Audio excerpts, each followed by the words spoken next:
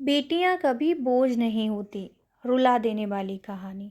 नव्या अपने माता पिता की बहुत लाडली थी। 3 बड़े भाइयों की बहन थी। कोई भी चीज मांगने पर उसी वक्त सामने हाजिर हो जाती। पूरे घर में रौब था उसका।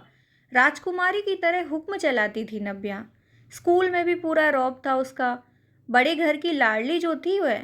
ऐसे ही उसने कॉलेज में दाखिला लिया। उसके ठाट बाट बड़ी गाड़ी में आना जाना, हर दिन नया फैशन देखकर हर कोई उससे दोस्ती करना चाहता था। थोड़े ही दिनों में उसके बहुत से दोस्त बन गए। पूरे कॉलेज में उसकी अपनी ही अलग पहचान थी। इन दिनों उसके घर एक रिश्ता आया। खानदानी लोग थे और पापा की पुरानी जान पहचान थी उनके साथ। नव्या के साथ कोई जबरदस्ती नहीं थी, पर नव्या ने फिर भी हाँ कर दी, क्योंकि वह अपने परिवार से बहुत प्यार करती थी। वह जानती थी कि वो लोग उनका अच्छा ही सोचेंगे। लड़के का नाम अंश था। अंश काफ़ी पढ़ा लिखा और समझदार लड़का था। ससुराल वाले भी बहुत अच्छे थे। ससुराल में नव्या की जगह वैसी ही थी जैसे कि मायके में। कोई भी कार्य नव्या की सलाह के बिना नहीं होता था। सबकी लाडली बहू बन गई थी वह। फिर उसके घर एक बेटे का जन्म हुआ।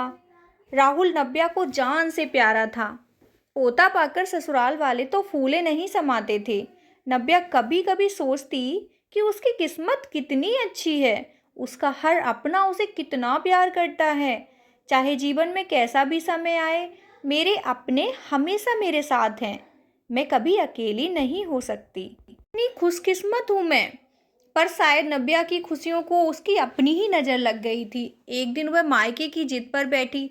अंश को बहुत काम था, लेकिन फिर भी वह उसे ले गया।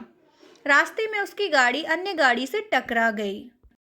नव्या, अंश और राहुल बहुत बुरी तरह से जख्मी हो गए। काफ़ी दिनों के बाद अंश और राहुल तो ठीक हो गए, लेकिन नव्या पूरी तरह ठीक ना हो सकी।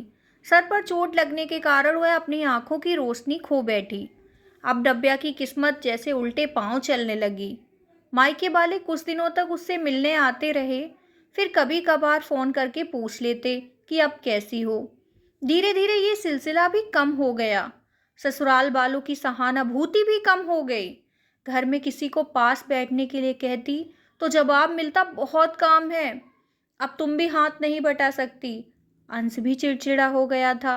बस राहुल ही था उसके साथ, जिसके साथ हंसते खेलते उसका वक्त गुजरता। एक दिन नव्या के हाथ से कुछ सामान गिर गया, जिसकी वजह से राहुल को हल्की सी चोट लग गई।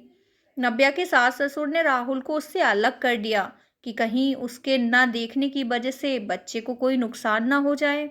नव्या अंदर से टूट चुकी थी।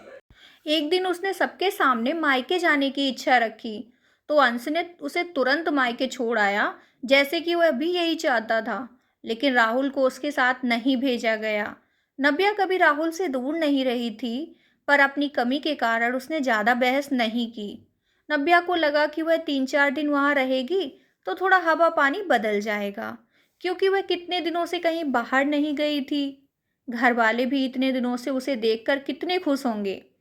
नव्या के घर पहुंचने पर सब लोग बहुत खुश हुए। खाने में सब कुछ नव्या की पसंद का ही बना।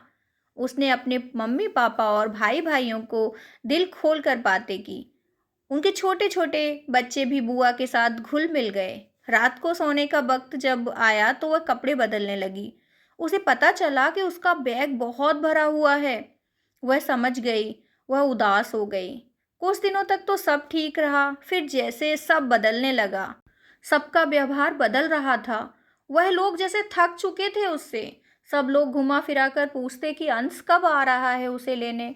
वह बहाना बना देती, जबकि वह जानती थी कि उस घर में अब उसके लिए कोई जगह नहीं।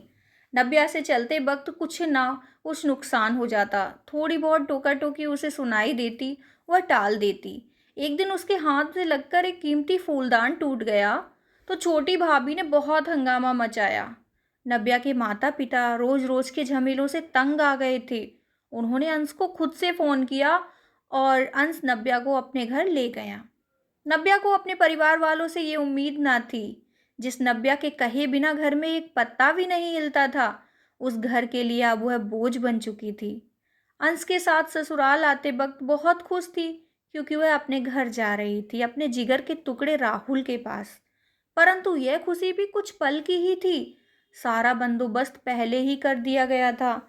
नव्या को सीधे ऊपर वाले कमरे में पहुंचा दिया गया। राहुल से दूर रखने की सख्त चेतावनी दी गई। एक कामवाली लता को उसकी जिम्मेदारी सौंपी गई, जो उसके खाने पहनने जैसी ज़रूरतों का ध्यान रखती। नव्या ज़्यादातर चुप ही रहती, कभी कभी कामवाली लता से थोड़ा बहुत बतिया लेती। उसके जरिए राहुल का पता चल जाता। सबकी लाडली बेटी और बहू सबके लिए लाडली से बोझ बन चुकी थी।